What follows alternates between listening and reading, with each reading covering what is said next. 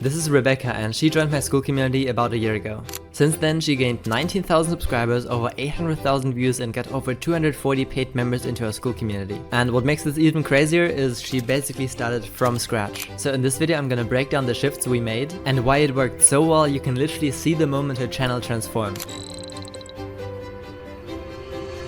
I decided to start using YouTube seriously to grow my online presence. I've been working on that for about a month and getting nowhere, I might add, quite slowly, 300 views a day. So that's where we started. She was a super talented pianist, but it was only getting around 300 views a day. So let me show you what her content looked like before the shift. This is basically it. It was kind of random videos, to be honest. Pianist strikes gold, insights from Jeff Lee's Boston competition success. Like super vague, where you don't really know what to expect, and obviously this still got 300 views, which is good. We found a lost chop in the vault and it's incredible. That's a pretty cool title. That's kind of intriguing. How is it incredible? Why is it lost? Inside the secret rehearsal. Okay, secret sounds interesting. But then we also have a bunch of videos which are just like recordings of different concerts or whatever. And then she started doing these AI generated thumbnails, which also didn't seem to quite work so well. Chopin's Hidden Gem Nocturne Opera 15 No. 2 on piano. It's like, okay, someone might search exactly this, search them up on YouTube, and then they might find her video, but the chances of that happening is pretty low, and when they do find it, what's the actual chance of them converting into a Skool community? It's pretty low. So the single one most important thing that I teach inside of my Skool communities is that you need to think about the packaging of the video first before actually recording it. I had heard the advice that he gave before, which is to choose the title and thumbnail before you make the video, which, seemed logical, but I didn't know exactly how to implement until I followed the courses in Ben's community, and he laid it out in steps that were very, very clear and obvious what to do.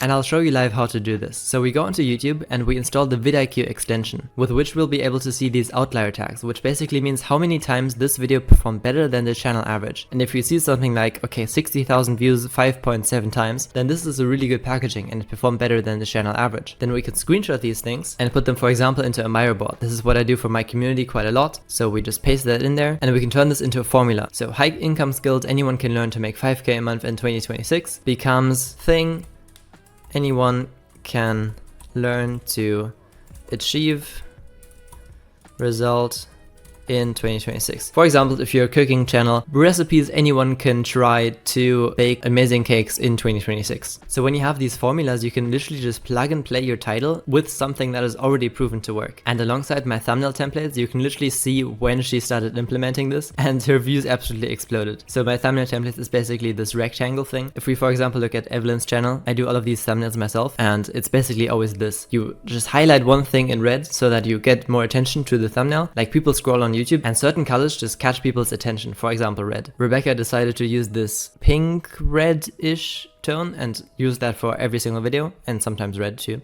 But once she started doing this, her views went from like around 600, okay, 2,000, 300, 1.3, here she actually already used it, 700 to 7.2k with the first video, 14k views, here 4k views again. Okay, this one didn't do so well. Well, that's an interview or whatever. 91,000 views with this exact formula. The 6 biggest mistakes you're probably making. I'm pretty sure that's somewhere in this Miro board as well. And by the way, if you want to have this Miro board and my thumbnail templates for free, you can get them inside of the 7-day free trial in my YouTube community, which is the first link in the description. But it's not only that we stole the packaging and we have these thumbnail templates, it's also that we now introduce the curiosity gap, which is one of the most important things when writing titles and thumbnails. The 6 biggest piano mistakes you're probably making. What's the thing that the viewer now wants to know? It's what mistakes am I making? It's like, oh no, I might be losing out on something. No one told you this. What did no one tell me? That's what I need to know. That's why I click on the video. Or this other one that performed really well. 8 practice secrets the top 1% of piano students, top 1% of piano students. The top 1%, what are they doing that I don't know? Again, it's this missing out factor. It's this, I don't know what it's about. Talent isn't enough. I thought it's all about talent. And then there's one where she was blindfolded. Let me find this one. It was absolutely genius, honestly. I think that was kind of the one where we realized, okay, this is something to double down on. Why practicing with your eyes closed is a game changer. This was one of the videos where we first saw the initial views. Stop looking at your hands and then her with the blindfold on. Like when you see this thumbnail, you don't think about practicing blind on the piano, but it just creates the curiosity gap where you have this gap in knowledge that you need to bridge, and you bridge this by clicking on the video. Now the next thing that works so well here is the contrast. We have the white text on the pretty dark background. We actually darken the background on purpose. We have the white on the purple reddish thing, which also again creates pretty good contrast. Let me see if we have any bad examples over here. I mean, this green and white with also the white background isn't exactly the greatest, for example. Or here, this is really hard to read, this font in general. So now we have this easy to read font. Within less than a second, when you see this, you already know what it's about. We also have less text. We also have a thumbnail that represents what the video actually looks like. So if we hover over this, bam, it's exactly her, versus the AI thumbnails before. This is clearly not her. And another crucial aspect is that the thumbnails and titles are complementary, meaning they fit together really well and they don't just repeat the same thing.